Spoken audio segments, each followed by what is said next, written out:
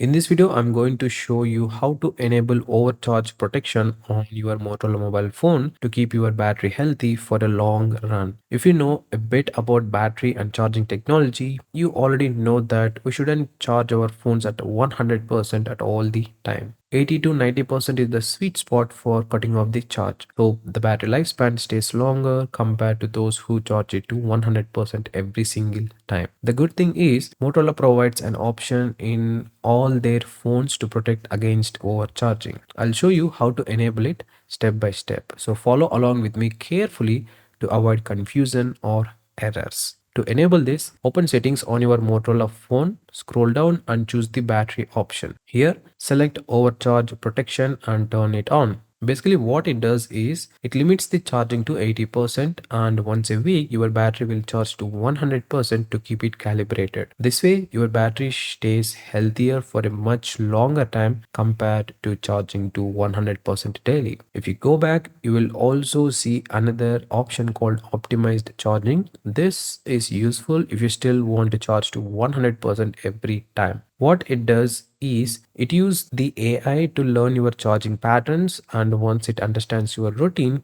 it limits charging to 80% until just before you unplug. Keep in mind, this does not work overnight. It takes a few weeks of data to analyze. Also, from 80% to 100%, it charges more slowly to reduce the stress on the battery. One more thing, if you enable optimized charging, the overcharge protection option will turn off automatically. You cannot use both options at the same time. Personally, I use overcharge protection on almost all other branded mobile phones as well, and I highly recommend you do the same unless you are stepping out and absolutely need a full 100% charge. And that's it guys. This is how you can enable or disable overcharge protection on your Motorola mobile phone. Don't forget to like and share this video so we can reach more Motorola users like you. Also, subscribe for more tips and tricks along with gadget and mobile reviews on this channel.